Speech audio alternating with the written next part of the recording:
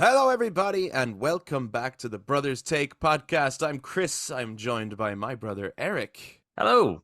And we've put Adam back in the dark place because We right have. now, myself and Eric are going to take the opportunity to talk about one of the most nominated games for the Game Awards this year, which is Alan Wake 2.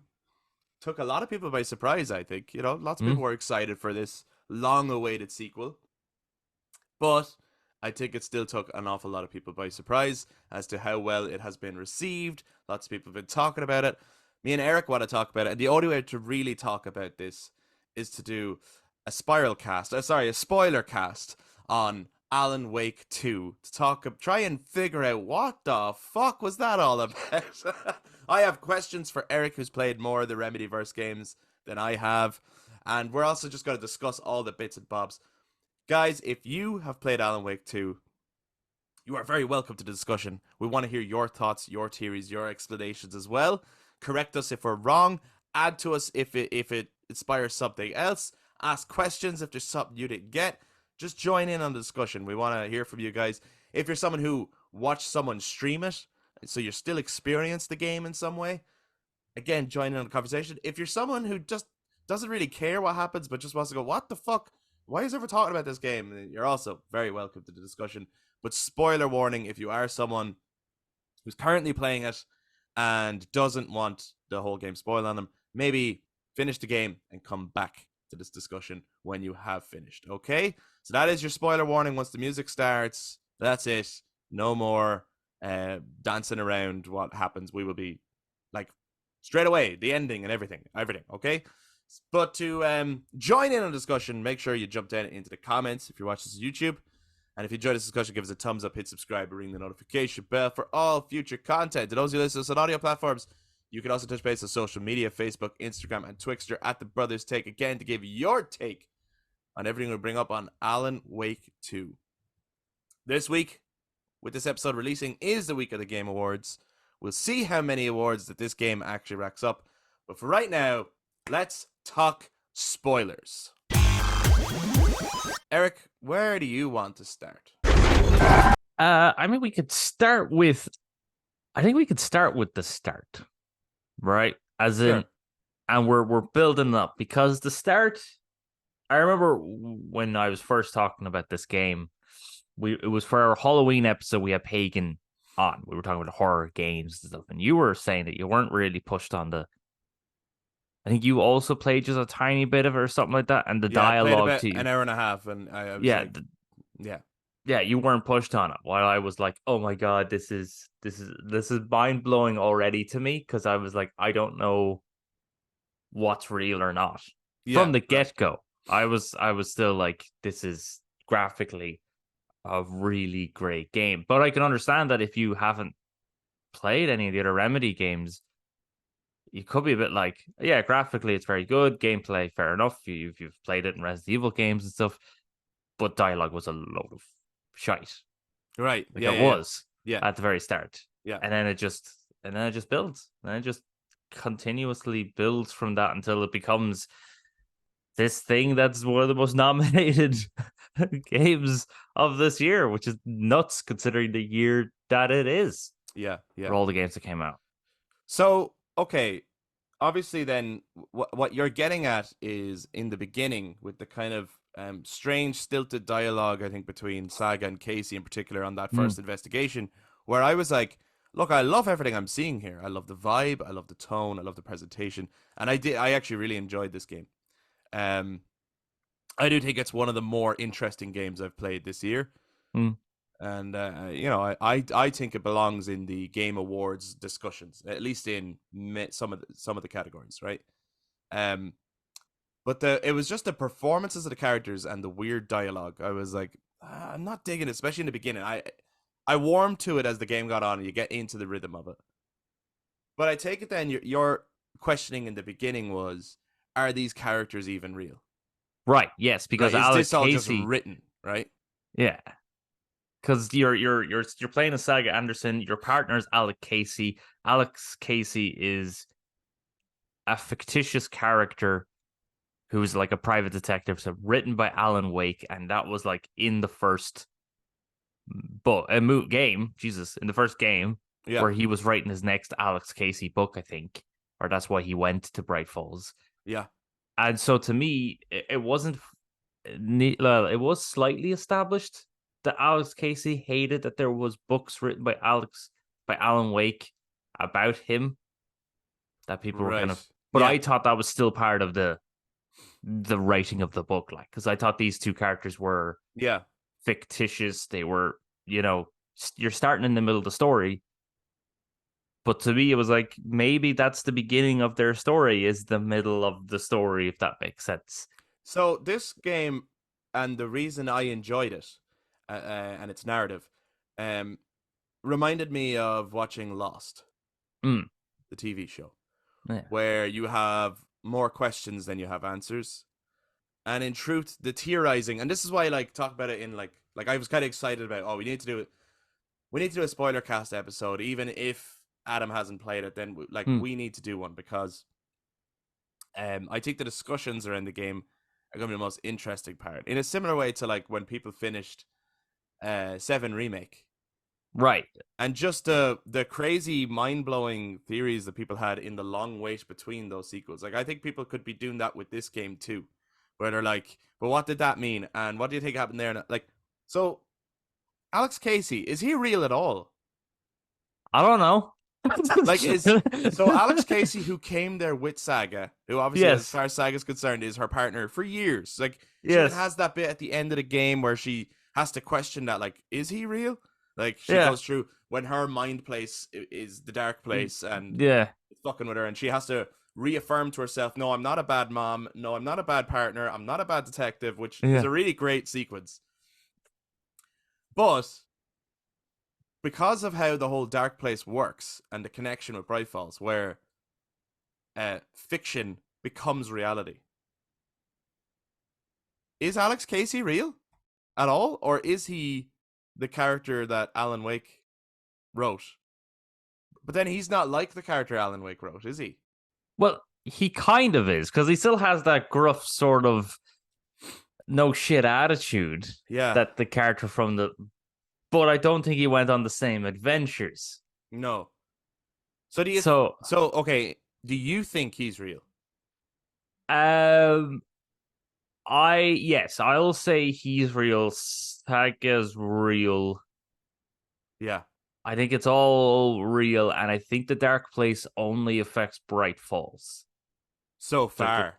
so far.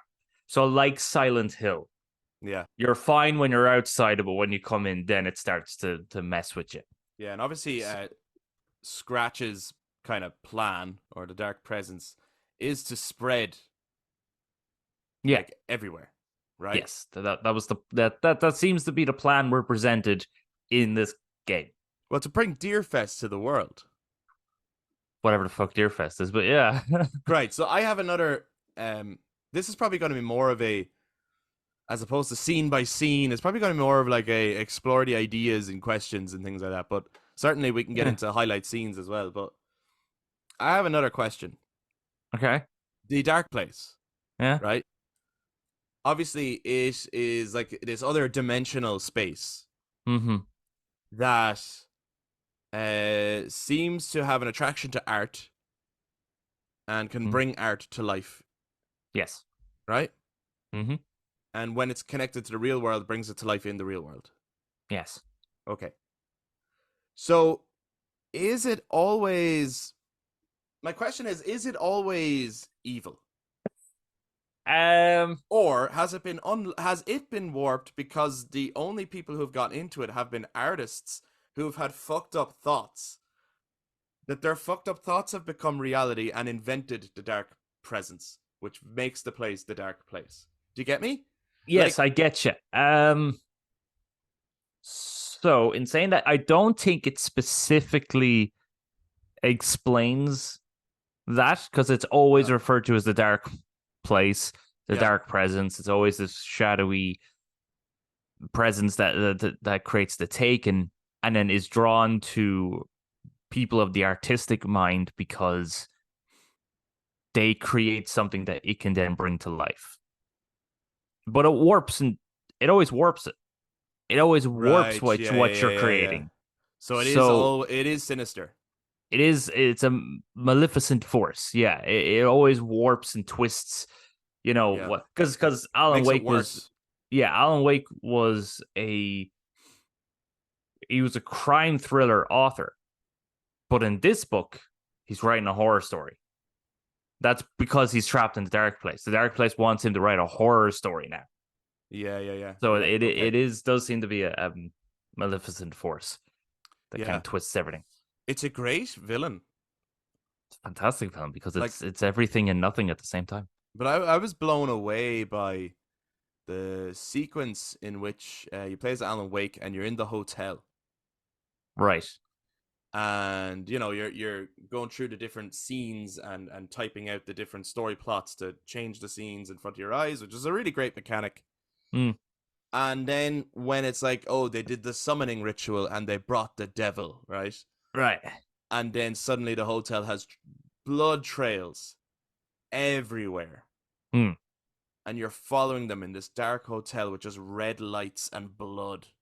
Mm. And the image was so striking to me. And I remember saying to you, like, off podcast, if Final Fantasy VII had have been allowed to be R-rated, that's what I imagined the following the blood trails of Sephiroth in the Right, because in the Shinra remake building to. they made it Genova's blood that you were following rather than a person's Well, blood. it was Genova's blood, always. That's the Oh, thing, okay. yeah. But they didn't do red because they had to make it teen rated. Mm. But that's always is like, well, in a remake, that's what I imagine. Like, I imagine it being that messed up, you know, Mm. and just and dead bodies everywhere and havoc. Like, so when I was following that, I was like, holy shit, this is sinister, like really sinister. And then of course you have the cliche of Room 666, but it's, you know, it's all cool Yeah. kind of imagery and stuff. But what did you think of the whole hotel sequence? I mean, yeah, I mean that whole concept because the hotel is only one of the locations where you have to do that, where you're constantly changing. Mm. Yeah, and I find that that's a really great mechanic, not just for progressing the story and not just uncovering the story as well as being a sort of puzzle mechanic. Mm-hmm. But I felt that sometimes if you were in the location and you were swapping between the different scenes, the room constantly changed, even though it might not have been the right scene that it was supposed to be on. If you changed it back to like, if you were now in towards the end of the location and you change it back to like the first scene, now everything has changed and there might be like items that you can pick up. So I thought it was a really great way of exploring those areas. Got a bit confusing sometimes because sometimes it was like, is it supposed to be that one or is it supposed to be that one? Yeah. But that kind of helped to make you feel smart because that is a game. There's some of these challenges are like certainly at least one challenge in the game requires that you have to be like a mathematic expert. That it's like, Jesus, I actually have to write down a formula here Right, to right, yeah. solve like, and it's not something that's actually part of the story, thankfully, No, but it yeah. is certainly a challenge puzzle game. And the hotel was probably the scariest and most difficult one, not in solving the puzzle of Right. changing the scenes, but it's when you get to that point when you make it that the devil has been summoned, you are surrounded by those shades. Yeah, yeah, yeah. And they're all trying to kill you. And they're all trying to hunt you down. That was a very, very scary. Why Like, is it that people saying the words Wake, Alan Wake, why is that so scary? I don't know. It's they're just It whispering at you. unsettled me every time. Yes, I hated it. I hated them, but I loved them at the same time because they were so goddamn terrifying. But I think it's also it's the not knowing which one's going to attack you because they don't all attack you. Yeah, I think that's great, and especially if they put a few of them in your way where you have to go through them, Mm, and you just don't know if they're going to or not. yeah, and you And don't want to be and wasting your batteries and everything like that. yeah, and it would happen regularly enough that they don't. Yeah. So you're just so eh, I do appreciate that in this game. The enemy encounters are few and far between, right? Yes. Like, just very rarely is there like more than one or two enemies at a time. Hmm. and you can go large chunks without any combat. As a result, I think it benefited the game because I was on edge every time there was an enemy. I never Mm. got used to them. Whereas if you were like No.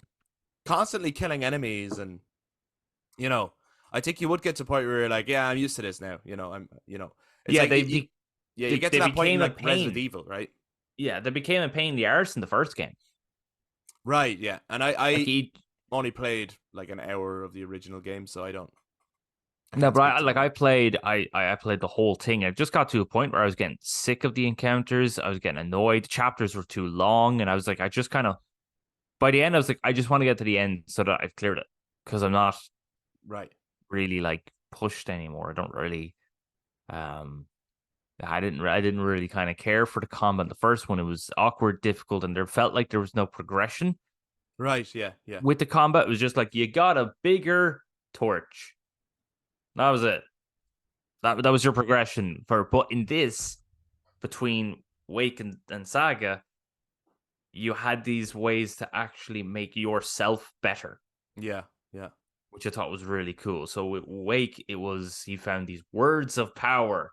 I like that. I Yeah, really and like then that, yeah. and then he with that he became more powerful. But then Saga found manuscripts that she was able to make these like ammunition booklets that were like, oh look, I found a new thing that makes my guns better or something like that. And Yeah, yeah, yeah, I yeah. liked that you had a progression that you then felt better and stronger as you were taking on new and stronger enemies.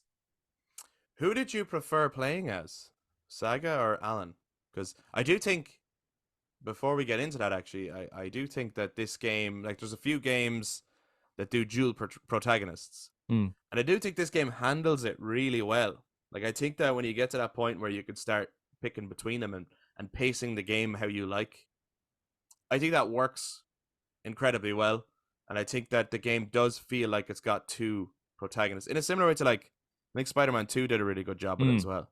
But some games always feels like you're like, oh, I don't want to play as that character. You know what I mean? I Hmm. think this game does a good job. But who did you actually prefer playing as? Um, that's a toughie. I think I preferred playing as Saga Okay, cool. because I was shitting myself less. Interesting. Okay, so let's stick with Saga's portions of the game then for a while. All right. Yeah. You found Saga's bits less scary? More. I think the combat situations were just more frustrating. Okay, yeah, yeah, But yeah. when you're exploring, you're just exploring and it's fine. But like as we said with Wake, when you're exploring, you still have those shade people saying your name in that really creepy whisper form. And then even as you said with the hotel and the blood, it was just a very kind of creepy on edge. Like, don't get me wrong, even though I say I preferred playing as Saga, I still loved playing as Wake, and that's why I swapped between the two. Yeah, yeah. When I finished a Saga chapter, I played as an Alan chapter. When I finished the Alan chapter, yeah, I went back. So Yeah. with Saga, it was just you had the more exploration of these areas that you can go around. You had all these different puzzles to solve and stuff. And yeah, I think her combat scenarios were kind of more frustrating, sometimes annoying, because it was like, oh, I'm just trying to follow this trail of fish to get the charm after solving the nursery rhyme, which is a challenge that you can do with Yeah. Saga. And then these wolves come around or these enemies come around, you're like, ah, fuck's sake, and gotta fight them and Yeah, stuff. But I'm not crazy about the wolves. I liked them when they were kind of looking at you and you just see their bright white eyes shining at you. Yeah, yeah. Other than they're fine. I do think you've touched on something though with their kind of gameplay differences. Like, I think that what this game does really well is with Saga, it feels like you're playing a Resident Evil game, like a modern Resident Evil game. Mm-hmm. And with Wake, even though their gameplay isn't much different, I think it's just the experience and the environments. Wake feels like you're playing a modern Silent Hill game. Right. Yeah, you're always What on I think. edge with Wake. Well, and it's more psychological. Mm. Whereas with Saga, like, it's a creepy cult in a town, evil residents, like, Yeah, it's yeah. so And um it's more mystery. Yeah, You're and trying to you're trying to uncover the mystery with Saga, while with Wake you're trying to escape. yeah, and you're a cop. You're doing more exploration and stuff, and Mm, it's less of a. Now, obviously, it gets personal for Saga, but in the initial, she is, you know, doing her job, mm, and her job just happens to take her to this dark, fucked up place, right? mm. That's Resident Evil 101. With Alan Wake, he is a tortured soul, and his own inner demons are coming to life and torturing him. That's Yeah. Silent Hill. So, in that sense, we get both those franchises blended into what is now its own horror franchise, Alan Wake. Um, with Saga, I didn't enjoy playing as Saga as much as I enjoyed playing as Alan Wake, even though like the gameplay is similar. Mm. And the main reason for that is a lot of Saga's chapters I felt just went on too long. Like I felt like Right. they just Yeah. dragged on. And I did get sick of every time. I was like, you'll need to go down to the basement, but you'll need a fuse. And it's like, oh, again? Like, come on. You're doing so many clever other things with the writing. Write some other scenario, then I have to find a fucking fuse for a fuse box. Like, I think I did that like 4 times. Does With that that Saga. much? Like, it happens, it seems to happen a lot. It happened in Coffee World. It happened in the wellness center. Then it happened pretty soon after that in the police station to meet Scratch. And you're like, again? Like, stop mentioning basements and fuses. Like, fucking hell. And then I think Saga had most of the boss fights. Mm. And I don't think the boss fights are particularly good in this game. So No. that kind of con aside, I mean, overall, I just thought the gameplay experience was incredible. And I think, yeah, I don't know, Saga is one of the like the person playing Saga, she doesn't do a bad job or anything, but she's up for like best performance, right? Mm. I still don't get that. Like by the time I got to the end, I was like, I don't get why she's up for best performance, because I at no point felt like she was legitimately freaking out about her daughter.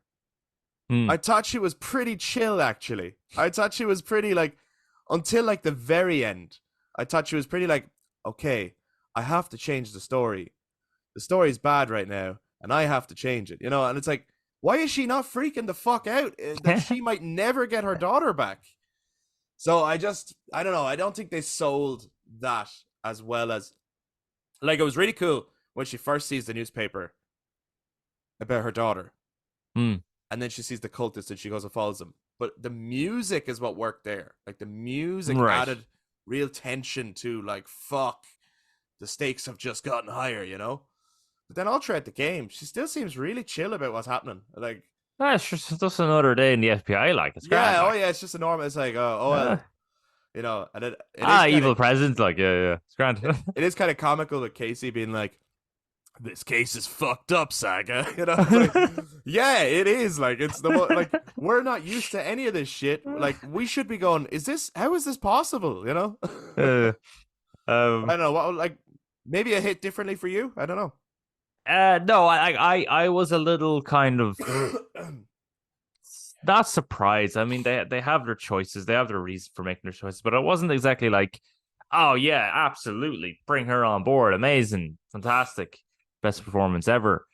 Because I think your man playing Warland Door, which we will get to, I liked his development as a character in the Wake world. I liked that, and I liked the guy playing Wake, even though they used a different voice act, like a different actor for Alan Right, Wake. it's weird. He played 2 different performances, and they were pretty good. Yeah. I mean, I thought. his I think the physicality and everything performance. is really Yeah, good. I think the performances in this game are very good. Yeah. But yeah, it's a choice. I'm sure they have their reasons for it, but I do like Saga's motivation.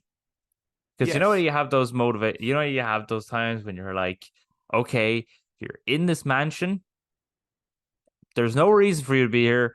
Get the fuck out. Oh no, you're going down the basement. You just get like you have those horror games or just horror movies or whatever, and it's just like, just get out. Why are you still going? Yeah. And at least there's a movie called that for that reason. Like, get out. yeah, at least Yeah. and in that movie, your man's going, we need to get out of here. It's like, finally, common sense. Yeah. But in this, I like the motivation because very similar enough to Resident Evil 8. You know, Yeah, a good parent would do anything for their child, and that goes to show yeah, that Saga is a good parent. That yeah, she is willing to brave this horrible experience to get her daughter back. yeah. And I think that's such a great motivation to make the character stay there and keep I going. I agree 100%. I think just what would have sold it better though is to actually show Saga traumatized, but Right. to keep going despite Mm. that. I think then it would really sell the wow, she is a good mother Mm. and she's going through hell right now, you know? But and that's what maybe you would do. But I just felt like it's like if you put all the facts down, it's like yeah, that's a really like they basically the story is taking her child from her, and if she Mm-hmm. doesn't stick around and finish this case, she'll lose her child forever. It's like yeah, of course that's And brilliant. yeah, Um, but I think when you're playing it, they don't sell that very well. It's very chill. It's very like Logan will be fine. Logan will be fine. But then at the end of the game, you have no idea. we don't know if Logan's fine. What did you think of that ending? Yeah. We have to go there. Well, okay, just before we say that, I do think that one of the reasons why she's chill is because for a lot of the game, she's still in denial. Okay, yeah. So that's why she seems so chill because she keeps thinking, no, it's not right. Or she's like, it's just a story. It's not real. Yeah, Not yeah, real. it's just It's just a story. story. Yeah. Yeah. Okay. Yeah. Now she is chill with a lot of the fucking encounters. She sees some horrible shit, like, I will admit Yeah. that. Including like, I'd The have to say weird, actually, probably my favorite part of Saga's um arc, right, and stuff she's playing, right. Well, there was the whole mind place thing was awesome with her, hmm, right, and I suppose the concert was awesome, right, right? Yeah, but yeah, yeah. the wellness center. So scary. I hated it. I loved I hated it and it. yeah. I hated it and loved it. Like that was like I didn't enjoy Coffee World, really. No, that was a That pain in went the on arse. so long. Um and there was one or two maybe bits before. Even the early investigation with her in the forest at the beginning, I wasn't crazy about that either.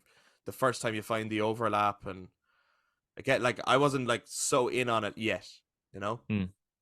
But the wellness center was so scary. And those weird enemies that come out and they're sort of like mirror reflected, like their top half and their bottom half. Yeah, That's one of the most interesting enemies in the game. They yeah, show up a few times and they're really freaky and I don't like them. But yeah, yeah. And then as for the ending, yeah, I was so happy with that ending. Just when she goes to call Logan, and I was like, I was to myself going, "Don't answer. I hope you just cut now. Just cut now." And it yeah. did, and I was like, "Oh, Just fuck, ring brilliant." out. She just doesn't. You get that Inception ending where you just Exactly.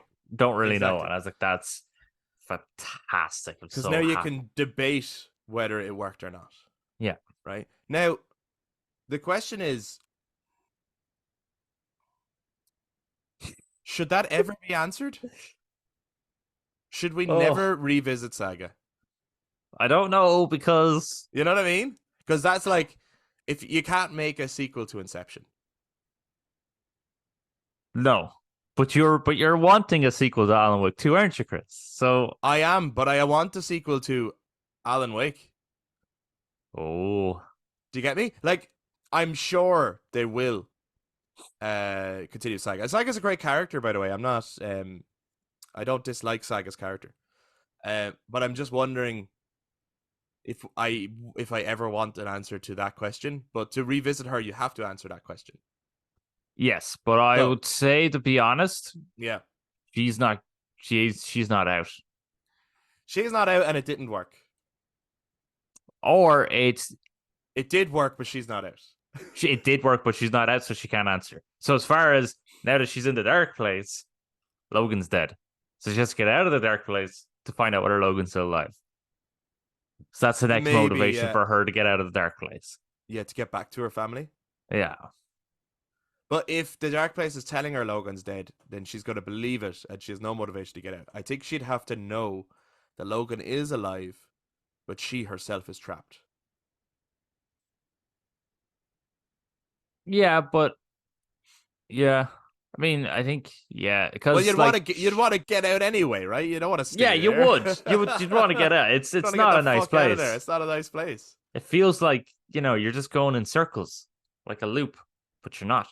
It's not a loop. It's It's a not. spiral. Whatever the fuck that means. Well, we'll get to that shortly. You did mention Mr. Warlandor, I did mention Mr. who's Warland. an excellent. I think he's one of the best performances in the game. Him and I was also blown away by the actor who plays Alice Wake. She's very good. She's amazing, and I was like, I'd nearly put her up for best performance actually this year, but that's besides the point. I thought she was amazing in all those clips that she has where she's talking to the camera. So emotive. But Mr. Door, is he Saga's father? There is so much talk of Saga's father in the game that he left. He was a bad man. We don't know who he is. And then on the other side, there's this Mr. Door guy. Who's Mr. Door? Where is he? What's he about? Right? Mr. Door seems to have supernatural powers. Saga has supernatural powers. I'm just joining little dots here. And right, but she has the supernatural powers from the Anderson side. Well, that's true. That's true. Which is her mother's side of the family. Then where did I get that thought from? Because I was thinking it during the game. I was like, I'm calling it now. He's her father. That's going to be the twist. And it never happened. And I was like, who the fuck is Mr. Door? And then I was listening to other podcasts. And they were like, so are we all in agreement that Mr. Door is Saga's father? And I was like, I'm not the only one thinking this then, right? There's something in the DNA here maybe, or there was a hint here somewhere, or you didn't get that at all then? No, as far as I was concerned, Mr. Door was possibly, to be honest, either just a manifestation of the Dark Place, no different than the actor playing Alex Casey in the Dark Place. There's just a manifestation. They're not real. You don't think Mr. Door is a real person? I thought it was I thought he was Mr. Scratch for the whole fucking thing. Like, I thought it was a manifestation. Mr. Door is just another form of the Dark Presence? Yeah, that's what I thought he was. But he doesn't seem to be, does he? By the end of it. Why not? It seems sinister as fuck. He does, but he seems like he has a different agenda. The only thing that was kind of making me go, maybe he's not, is the sheriff that was trying to find out who Mr. Door was. Right, there's a whole other subplot about who is Mr. Door. Right, and then I was thinking maybe he was something from Quantum or Quantic Break, because that's the same actor who was in Quantic Break is also who played the sheriff. Break or Quantum Break? I can't remember. Maybe it's Quantum Break. Right, okay. But either way, I like the same actor, Sean Ashmore. He's great in it as well, actually. He's really great. Good. Although his tune that he hums when you know you're near him is creepy as fuck. Yeah. Not helping. Not helping. Oh, it does not help. Tension here. I thought he was then in Quantum Break. Warlander. But I looked at the cast and no, I don't believe he's a brand new character, and he's they're so like they have a whole subplot about who is he, what does he want, and they don't answer it. No, it is a game of just here's more questions. Yeah. So like I don't know. There's definitely something to Mr. Door. I don't know why at one point I thought he was Saga's father, except for the fact that they were talking a lot about Saga's father, and we were seeing pictures of the mother. We met the rest of her family, like her great uncle and her grandfather, but no father in the picture anywhere. And and this Mr. Door guy was so suspicious and mysterious, especially with the Tim Breaker with the thing going, who is this guy? That it was like, well, he has to be. That question isn't interested if the answer is just Mr. Door is Mr. Door, who you didn't know. Like, whenever any kind of narrative says, who is this person? The reveal has to be something that makes you go, oh. So he has to be either, yes, okay, he's the Dark Presence. Kind of uninteresting, to be honest, because it's just like, yeah, okay, so the Dark Presence takes multiple forms. Great. He's Saga's father. That's more like, oh, shit. You know what I mean?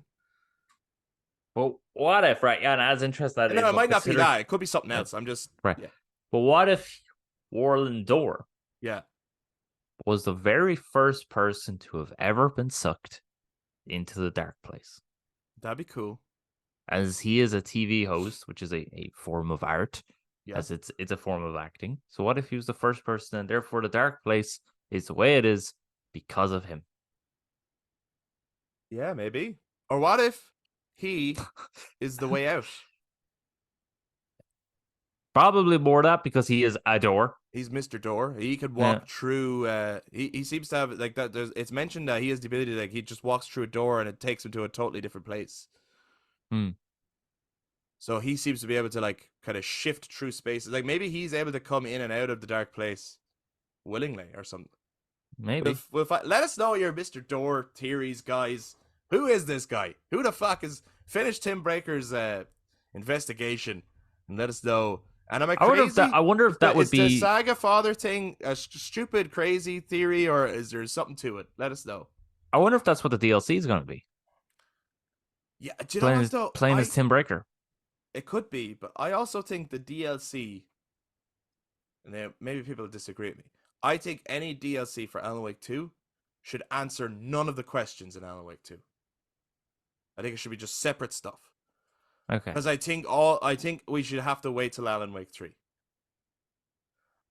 I don't 13 think that years. 13 years for Alan Wake 3. I don't think it should be that like, oh, the answers to Alan Wake 2 are optional side stuff. Right, yeah. Do you get me? Like, I don't think it should be that, but maybe other people will disagree. I know that I think they've named the two DLC. They have two DLC planned. Okay, because they had that with the other two with Alan Wake 1 and Control. I think they had two DLCs. Right. So I think one of them is called The Lake House. Okay. Don't know what it's going to be. The other one is called Night Springs. Okay, those are two very interesting titles. Yeah, so my theory so far is that Night Springs will be a couple of little mini actual episodes of the show that you play. Mm-hmm. So they'll be just self-contained little. They won't actually have anything to do with the Alan Wake story at all. And maybe the Lake House will be because doesn't what was her name? Estevez, is that her name? From the FBC. Didn't she say the Lake House was actually like an FBC center or something like that? Or well, it would definitely be a point of interest because that's where Alan and Alice Wake were staying in the first game, right? Before Alice fell into the dark place and the whole thing triggered. So the Lake House is on Cauldron Lake, right? I wonder if it'll be your sometimes it's not. I wonder if just for a DLC as a self-contained thing, but it also would add more to the Remedy verse if you're playing as a member of the FBC station. I mean, Estevez would be a cool person to play as. You could, but you know what happens to her. Like, I think you could do another agent where you don't know their fate, and you could fuck with them, and you could throw them into the dark place for a little bit, and maybe I know, but I was saying, I was saying Estevez after the events of Alan Wake 2, Estevez tries to find out where they're gone, so she goes to investigate. Oh, okay, the Lake House. Yeah, that could be cool. That could be cool. Yeah. So we were talking about Mr. Door. He is part of some of my favorite sequences of the game. Mm-hmm. The interviews I think are amazing. Yeah, the first one is nuts because of just how confused fucking Alan Wake is, and we're confused too. Yeah. Or we're so confused. We're like, what the fuck is happening? But he's also part of what is possibly the highlight of the game. The musical section. We sing. Holy fuck! Like, what the hell? Yeah. It's nuts. That's that section. Apparently, that sequence was that Sam Lake had to fight to get it in. Apparently, he people didn't want it in or something, and he was like, "No, we have to do it."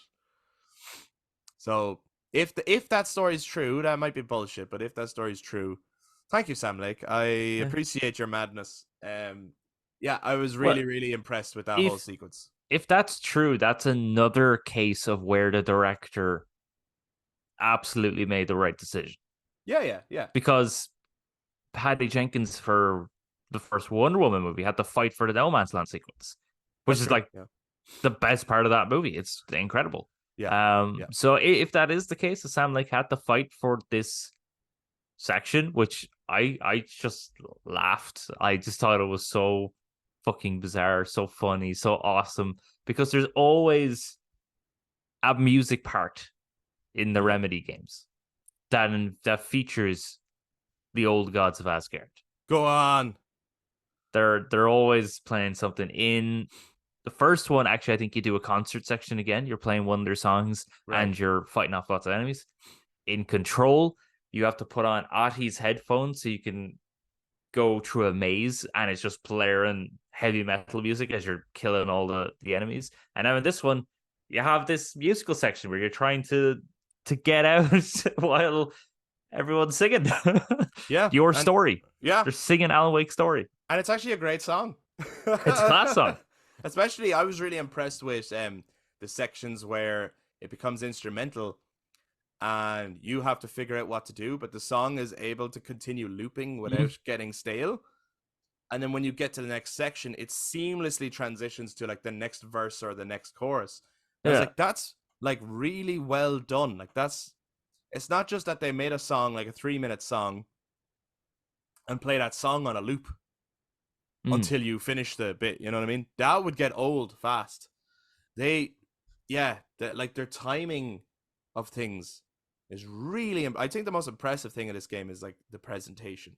And like I remember one of the bits I played as Alan Wake, that really like blew my mind. And it's probably like a simple thing to do, but it's just how effective it was. There was one of the TV screens at the end of one of his parts, and I could use the light to change the room. And you know when you hold it and it does the little ring and it has a little sound effect that then it goes ding and then it suddenly changes. And I was doing that, and as soon as the line hit the end, it just went end of part. Yes. And I was like, oh, that's good, because that never happened before. Even though his parts would always end with end of part. Yeah. And it just made me go, what happened? Like, why was it different this time? Like, so it's just, they do really clever things to like change up the pacing and all that stuff. But yeah, so I suppose now we're talking about Alan Wake's side of things. Yeah. You mentioned that you found the Alan Wake stuff scarier. I was definitely more on edge, especially as it continued. Because the first place you're in the streets first, and that's fine, and then you go into it's when you're down in the subway station, and just from then all the way towards the end, it just gets progressively worse and more on edge. And I mean, a proper fucking horror sequence. Like, it's give me Ganados any day. So funnily enough, I agree that Alan Wake's stuff is kind of scarier, but yet I was more on edge playing a Saga. And I didn't want to do any. I wanted to explore as Alan Wake, even though I was like worried what would happen, right? But I was more intrigued by changing the environment and that kind of stuff. I pretty much mainlined Saga.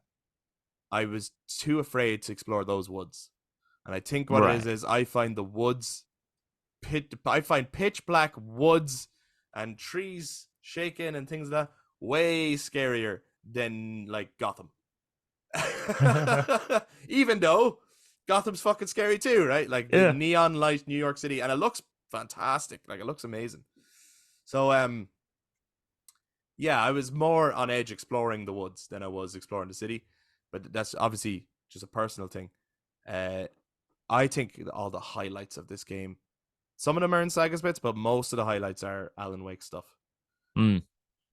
So mindfucky, trippy, weird shit, really horror shit, like some genuinely scary sequences.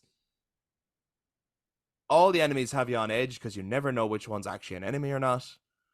And then all the stuff that's going on with the Dark Presence and trying to find out who Scratch is, where Scratch is Alan Wake even out of the Dark Place at all, or is that actually Scratch, which I theorized very early on. But then it was like, you're right and you're wrong, actually. It is Alan and Mr. Scratch. And I was like, oh, okay, yeah, that makes sense.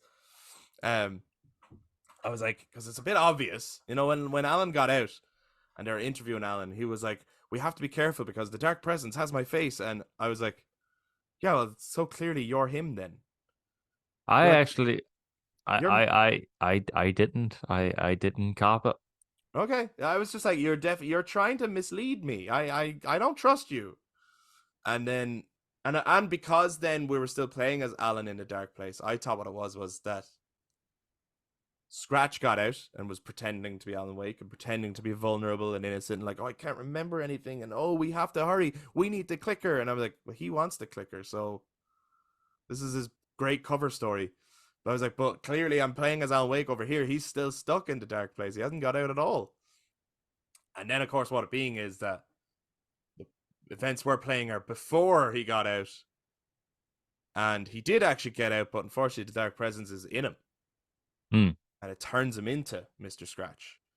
So, Which I loved that section. oh, it's amazing. Amazing. Fuck.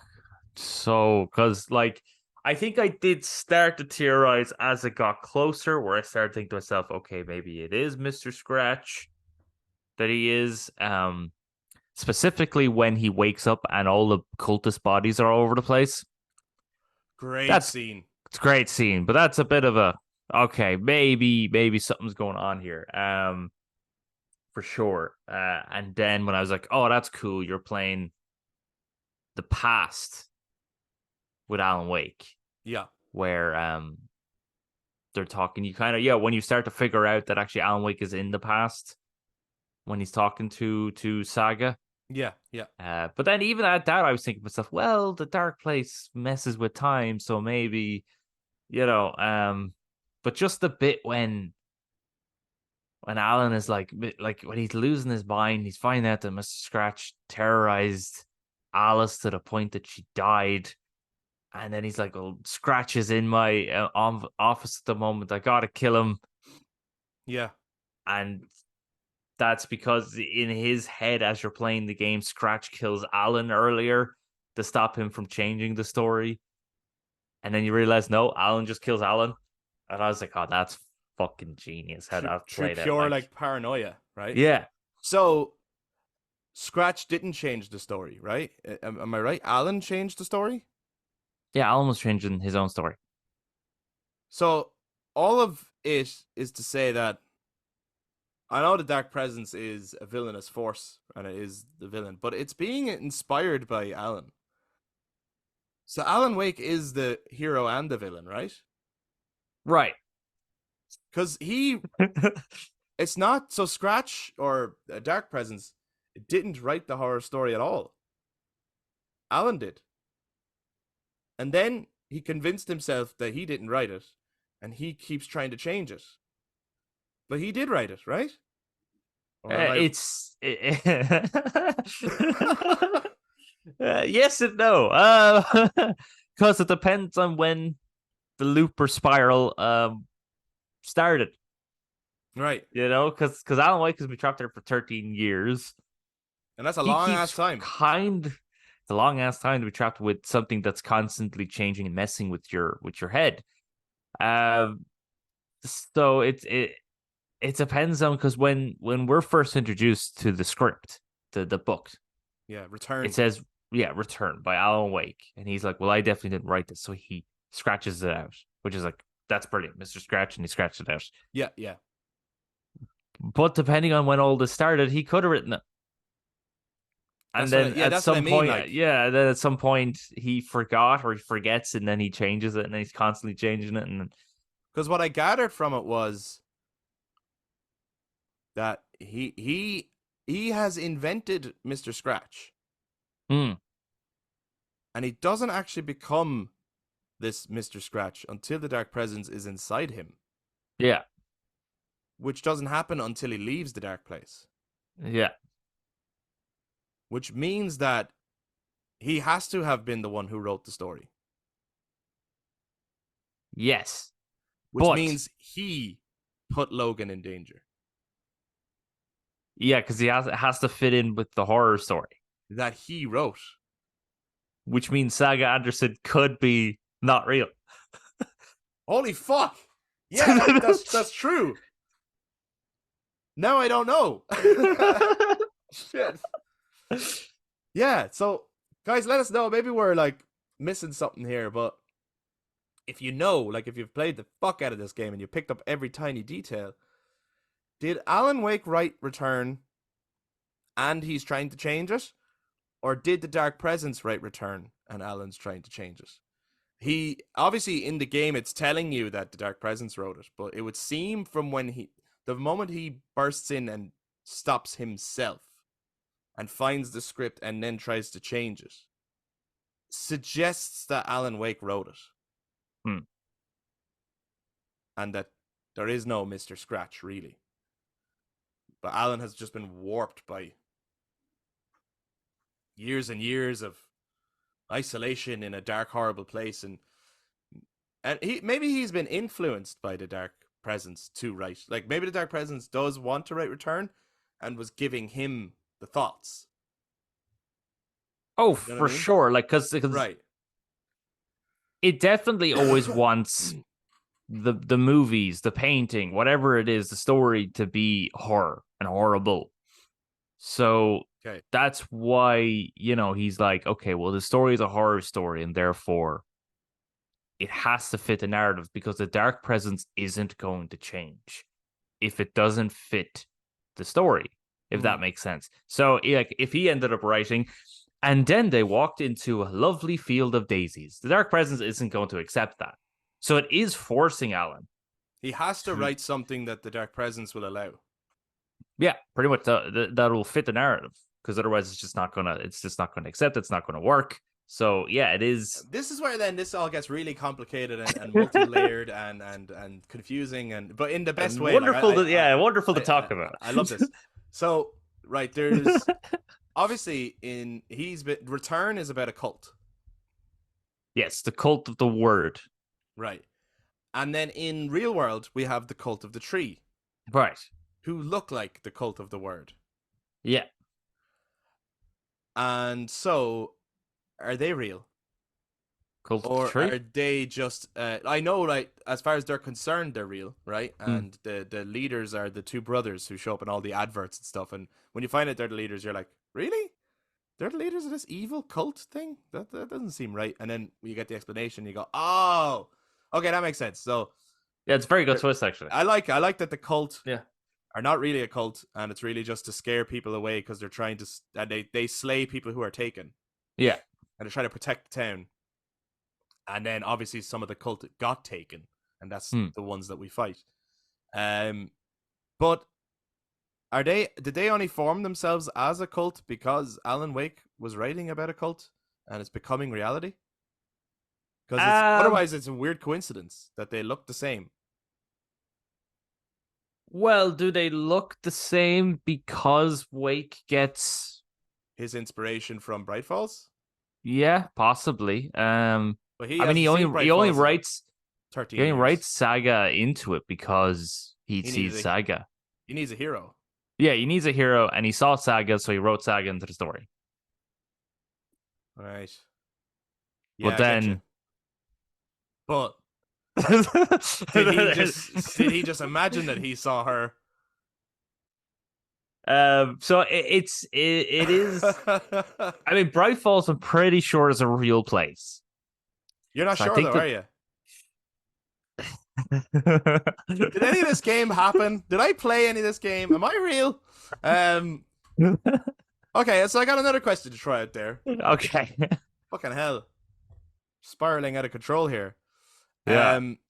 It's become just a theory fest rather than talking about Deer Fest. Deer Fest. Tom Zane. He's in the first game. Yeah. Yeah, he's the one helping you mainly with getting the clicker so that you can stop it all from happening. Yeah, but in this one, he's crazy. Yeah, well, yeah, everyone goes crazy when you're in a dark place. Alan went crazy too. Yeah, but what I noticed throughout the game was certain people were referring to Alan as Tom. Right. So now let's go another layer. Is Alan Wake real? Or is Alan Wake a fictional writer who writes fictional books who is the creation of Tom Zane? I like this could get really meta where all Or this is just the creation of Sam Lake and Remedy. yeah, We're just playing or it. is Alan Wake a moniker that Tom Zane uses, and Tom Zane is Alan Wake. Hence why some people, including Thor and Odin and Ahti, all refer to him as Tom. And the same actor who plays Tom Zane plays Alan Wake. Yeah, and then I think in the first game, what's her name? She becomes evil in this game. The old crazy woman, Weaver. Oh, Cynthia, yeah. Cynthia Weaver. I think she refers to you in the first game as Tom as well, which is why she helps you get the She was clicker. scary. She was scary. She's fine in the first one, but yeah, in this one she No, was in this one, terrifying. every time she flashed on screen, scared the fuck out of me. Yeah. Those, Jumps. some of the flashes, I was like, yeah, I'm used to it. It's fine. Yeah, like the first few really got me. Then I got kind of used to it.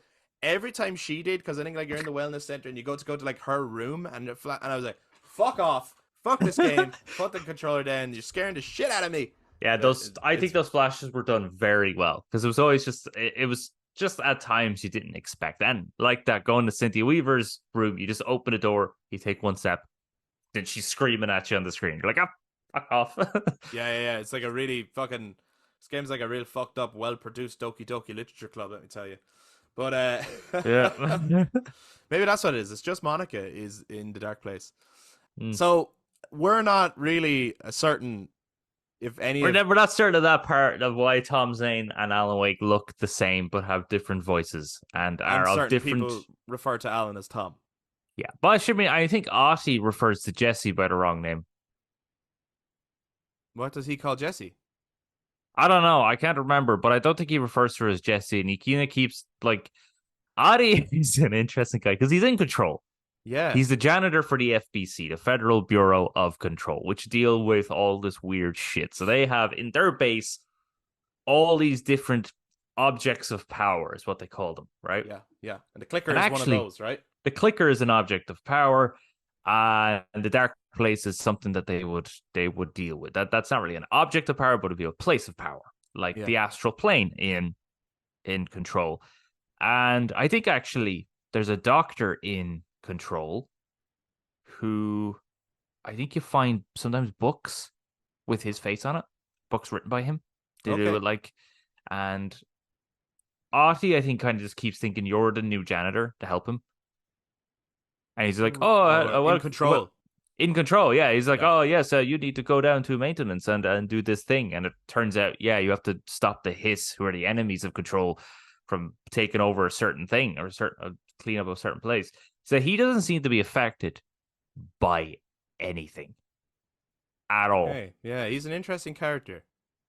So he definitely is a guy who knows more than he's letting on. Or he is saying exactly everything we need to hear, but because he speaks in such a weird way, we're kind of thinking that's an old crazy janitor. I love listening to him. I'm He's glad such an interesting accent. Yeah, I'm glad they put in a character with a strong like Finnish accent.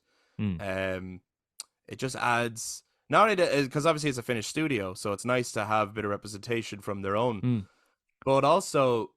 It's just you don't get many characters of that background in video games anyway, so now he stands out as just a really unique like character. He's like this game's version of like the merchant.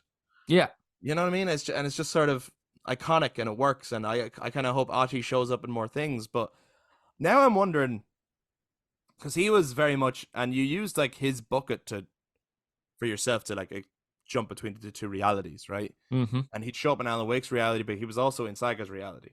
Yeah. So maybe him and Mr. Door are similar. Yeah. Now that we started talking about Ahti, I started to think that I was like, maybe they are. Like maybe they're two beings that can, or humans with special abilities, or whatever it is, that can pass between realities. Possibly.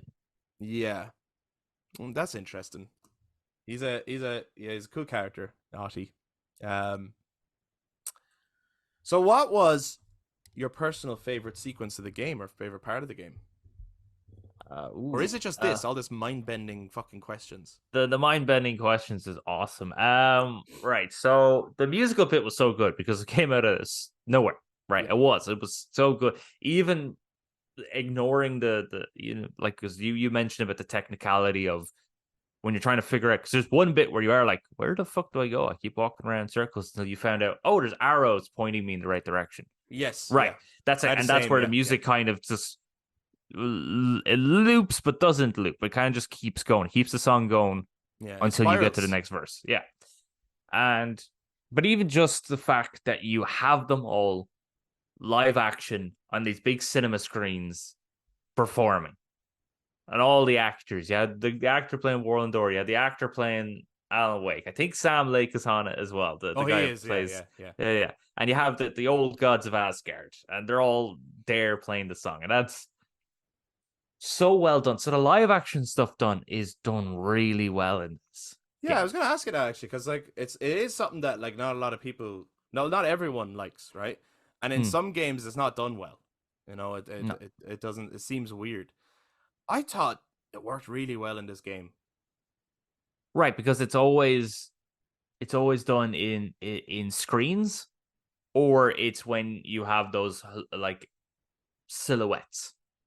Yeah, or So you they fully enter it and it becomes just a uh, full yeah, screen. Yeah, full screen movie, which that's very like now I don't think you ever go full screen with it, but in Control it was always done either through the silhouettes or on screens and stuff. right. So they definitely are learning, and they're evolving and changing, and then this musical sequence and that moment when you enter into, which is also fucking nuts in itself of a technical achievement, that the camera zooms in to then become the live action.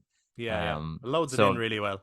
yeah, that really loads it in fucking beautifully. So they're definitely learning, and they're evolving, and they're which is great to see, because they're climbing the fucking ladder every time with their next game, their next game, their next game. But for me, personal favorite sequence Mm. is the bit when you're watching Alice's tapes in the apartment, and you're building up to that point when Alan Wake is ready to shoot Mr. Scratch, and then he bursts in and shoots himself, and then Dark Place takes over. Is my favorite bit. I thought that Yeah, was so fucking good.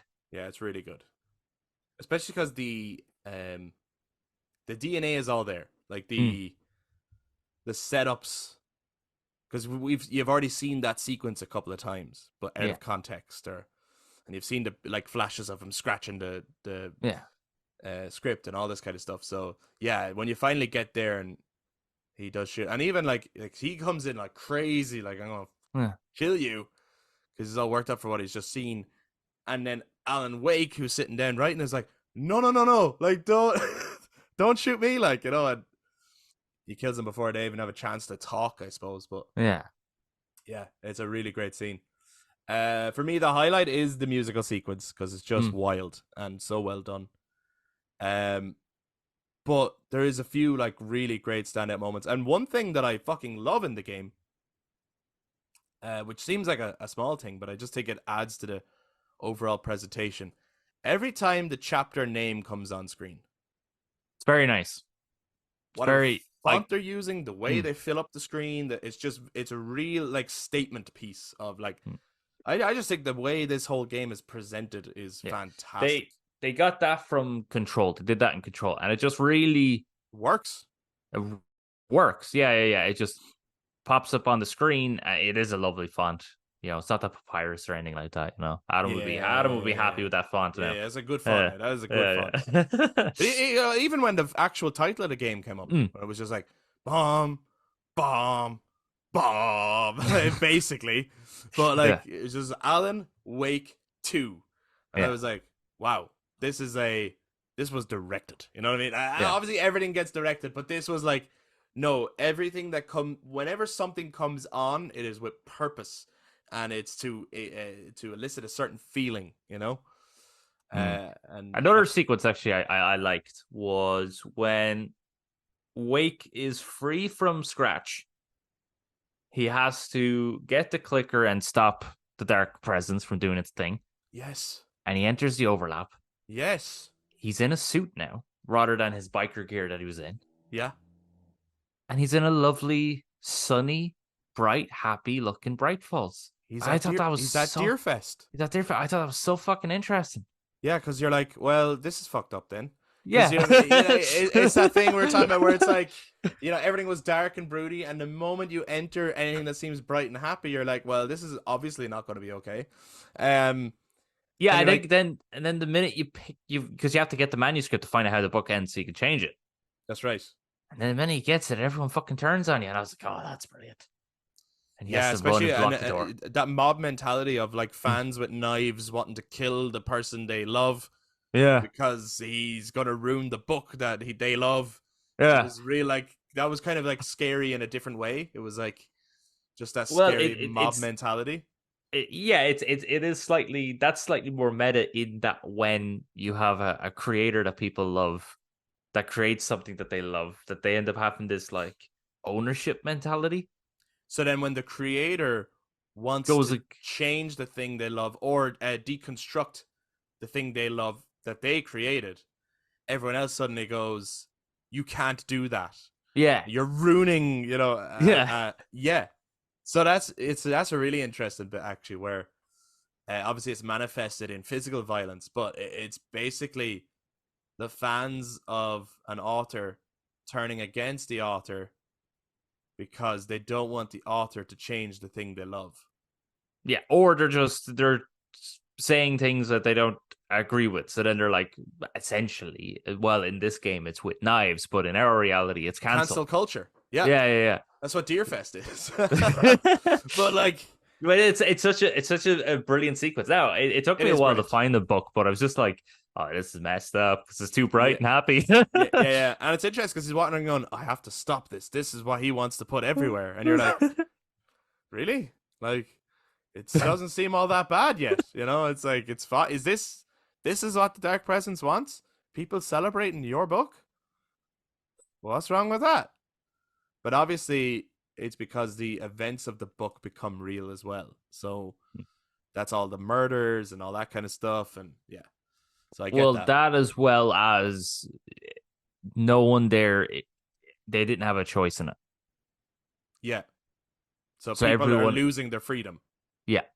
Yeah. To like this thing that Alan wrote, but didn't want to write. He wrote it, but he only wrote it because he wanted to get out of the dark place. So he didn't actually want to write it, which means he wouldn't actually be happy about the book. So he's trying to write his way out, and in writing his way out, he wrote a book that a horror everyone story. My God, this game is so fucked. I love that from then onwards, there's such a, like, the chapters get shorter. There's such a race to the ending. There's such a get the book, finish, write a new ending.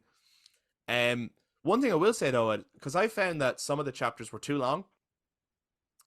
Certainly, yeah. Earlier on, and I thought it hurt the pacing a bit, and I was like, oh, this game's quite long. Like, it needs to kind of, pick up a bit. And that's why I didn't do a lot of the optional stuff, because I was like, I actually don't want this game to be longer. I think they could cut down a bit. But strangely enough, I felt that the ending felt actually abrupt. It just sort of ended, and I was like, wait, what? That's it? Like, I liked the ending, don't get me wrong. But it was like, when I was playing as Saga and I had to run to the fountain, I did not know that was the last bit of gameplay. Right. There was no indication to me that was the last time I was going to move any character. Okay. Then I entered a cutscene, and the game ended. And I was like, oh, I wasn't expecting that. But I like the ending, so don't get me wrong. That's fair. Now, with me, I had... I did have a beautiful moment. Like, you do get the moment when you talk to the agent, the FBC agent, where it's like, if you talk to her, this could be the last time before you get to do anything. Right, you're entering the end game, yeah. So I was able to go off and do things, but I did like that you do that. You do the whole concert sequence, which is great. Yeah.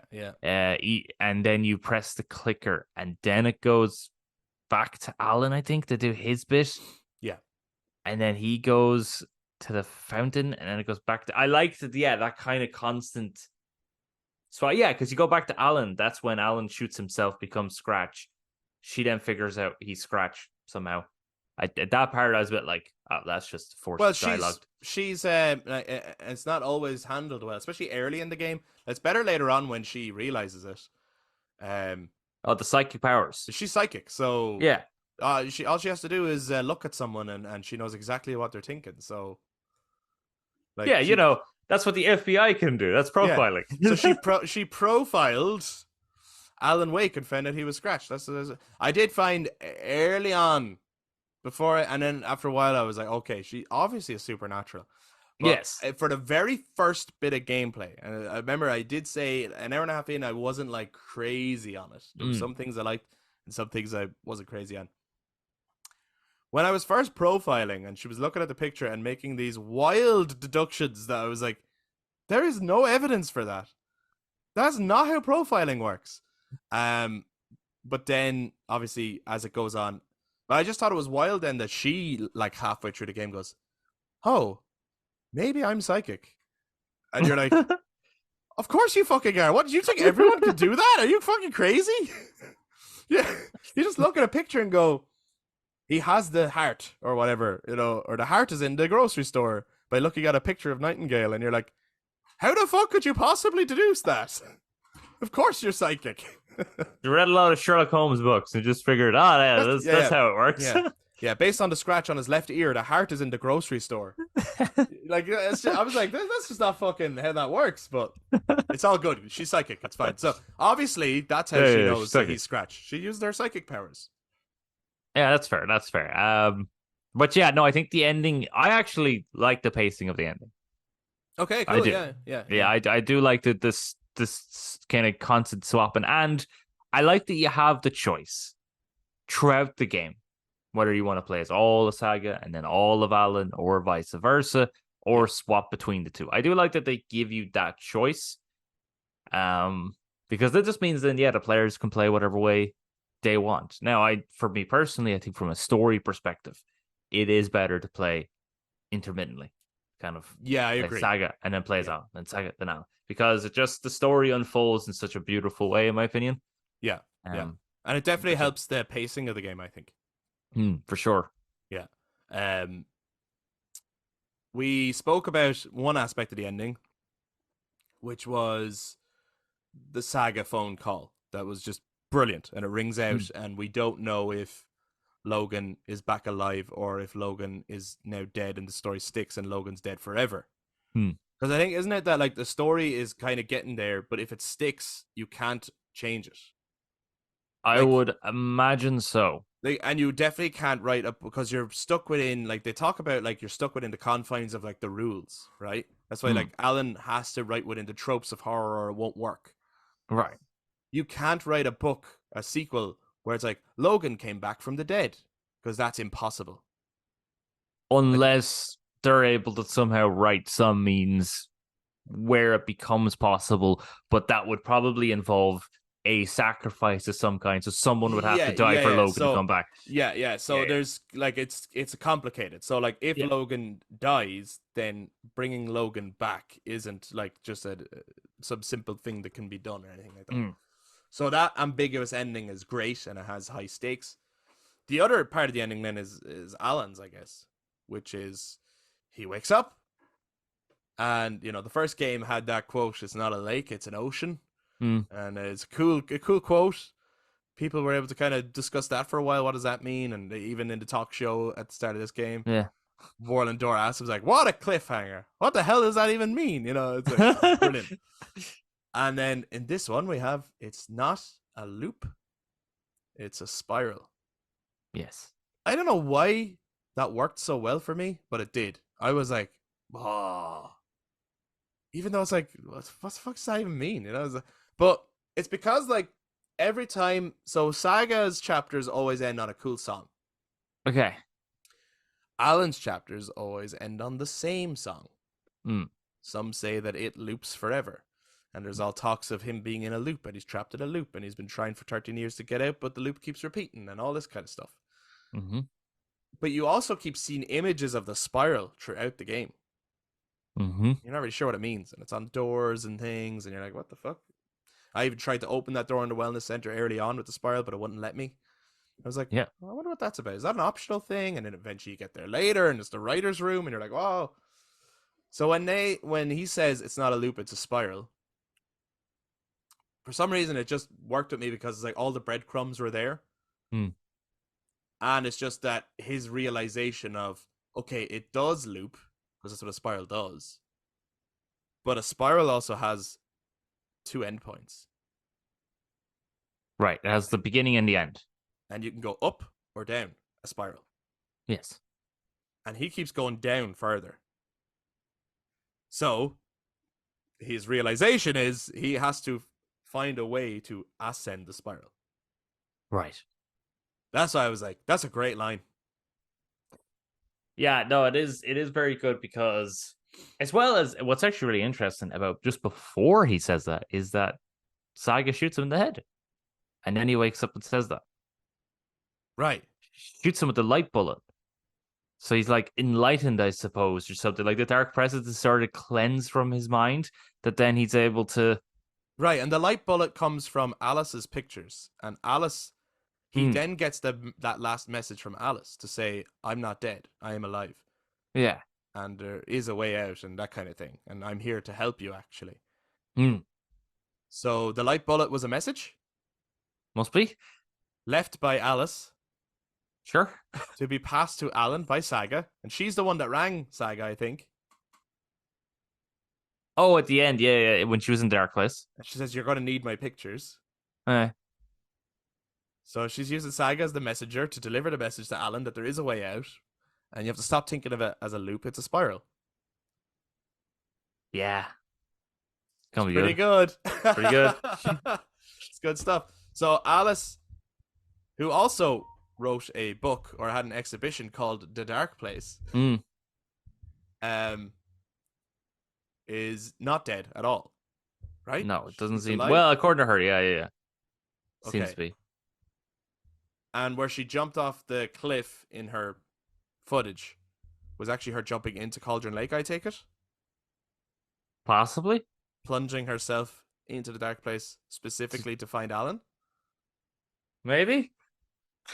I maybe, yeah, we don't know. We don't really know.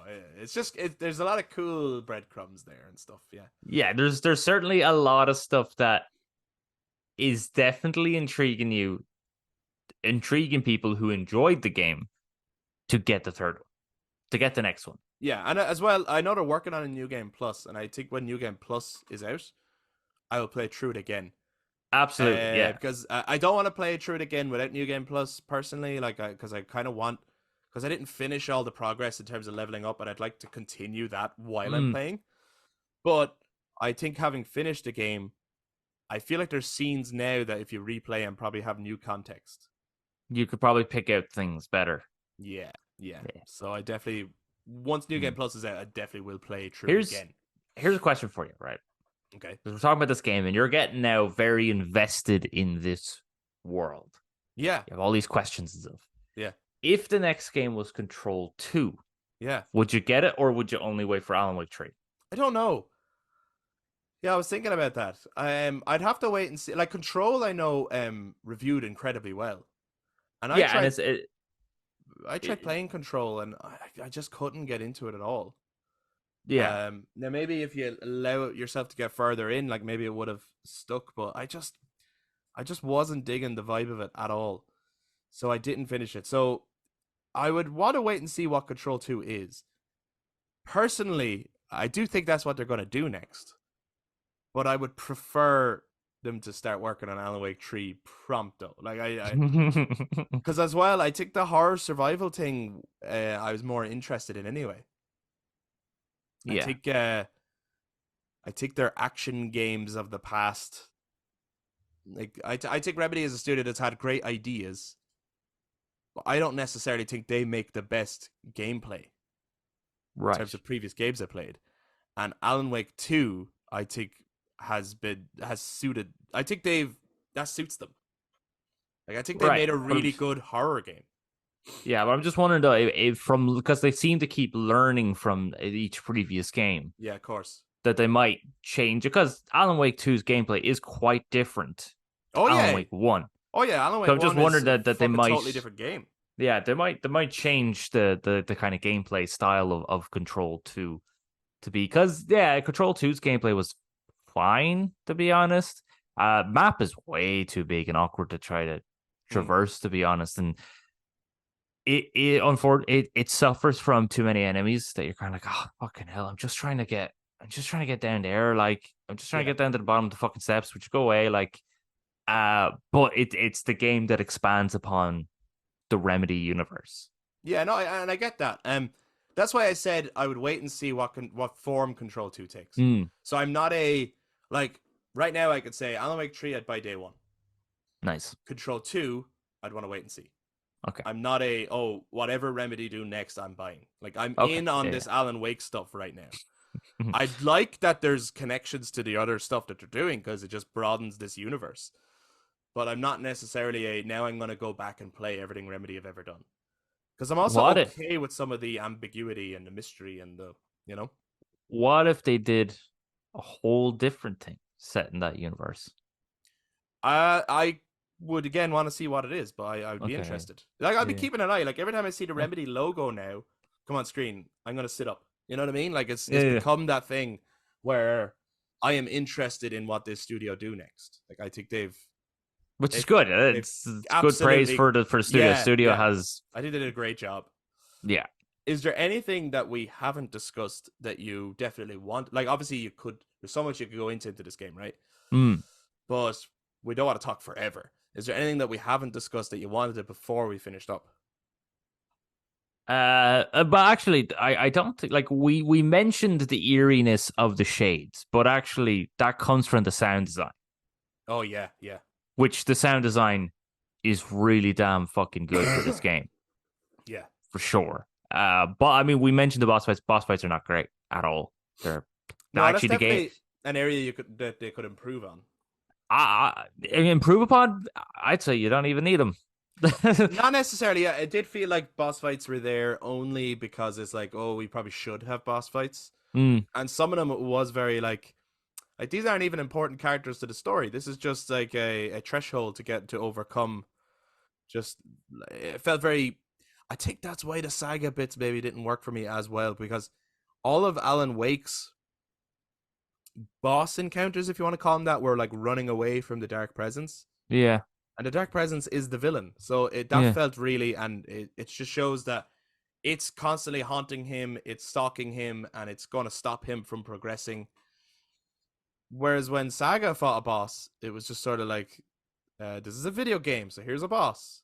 yeah, for sure. Yeah, but Yeah, I yeah, wasn't sold on them, but no. So while the boss fights didn't work, the sound design did work yeah, for sure. It was yeah, very creepy, very eerie. The lighting, I think, was really damn good, very good. especially in Alan Wake's area, I'd say. And actually, well, the forest, because my god, those forests become so dark. It's fucking terrifying. Those And guys need more lights. and you genuinely cannot see without your light. No, like for a place called Bright Falls, they need to brighten up a bit. Yeah, come on, lads, come on. Well, Yeah. Bright Falls is bright though, isn't it? It's Cauldron Lake is like, but I even found like it's really eerie when you enter a place and it's not quite night yet. It's sort Mm, of dusk, but yeah. it's a realistic dusk where if there's no lights anywhere, you kind of can't see No. your torch, and it's No. done very well. Like it's very effective. Even when like seeing the sunset and stuff, like yeah, the lighting is incredible in this game. Yeah. And actually, just a final point for me. A lot of those supporting characters I thought were very, very interesting, very good. I liked Tim Breaker. I liked the Andersons, Yeah, and I liked um oh, what was her name? She was the nurse in the wellness center, but she was Rose. also Rose. I really liked her because I was like, I don't trust Rose. She's like up to no good. And then it turns out actually she's just swell. She's just a Yeah, little but she's cuckoo. also she's a little cuckoo, right? She's a nice woman and she means well, but she's also like She strikes obsessed me with Alan a Wake. little bit as if she got her hands on Alan Wake, she'd be tying him to a bed and hitting his ankles with a sledgehammer. There's an element of misery, yeah. There's an element of Yeah. misery where she's so obsessed with him, but she also like she's nice. I don't know if what I'm trying to say is she's not a villain or anything like that. No. But she does blatantly lie about what's going on with Tor, and she does know that there is like dark secrets going on in the wellness center that she's hiding. She's not telling Mm. people about.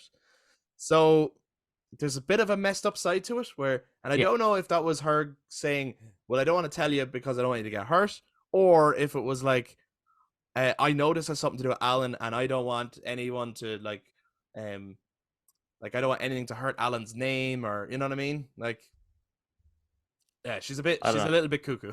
No, but yeah, a lot of this, I liked a lot of the supporting characters. I thought they're very good, and they served the purpose of the story well. There was none of them that were kind of shoehorned in there for the sake of it, like. And I very much enjoyed every time Saga and Alex Casey drank their coffee, and they would drink from the cups at the same time. Yes. It reminded me of a comedy play that I was in before, with a good friend of ours, and he wrote the play, and one of the gags was every time we would drink from our cups, when it was silent, we would drink at the same time. And it was like we'd have to do it at least 3 times, so that it's a recurring gag. So every time I saw them do it in this, I was like, look at that. So I got a real kick out of that. I enjoyed that. But that's going to conclude our Alan Wake 2 Spiral cast. Maybe one day down the line, this is one we'll revisit. Maybe after the DLC, because it might give us new light or something else to talk about. New light. Hey. But there's definitely stuff we didn't talk about. There's definitely other theories out there, and there's probably answers that maybe some of you guys understand this stuff even more than we do, the stuff that we brought up. Maybe someone's like, no, I have definitive proof Saga is not real. And we'd be like, what the fuck? Tell us. If you do know anything, or if you have any further theories or questions yourself, please do get into a discussion with us. This is the fun of this game and this universe right now. If you're watching this YouTube, jump down in the comments to share your thoughts. If you enjoyed this discussion, give us a thumbs up, hit subscribe, ring the notification bell for all future content.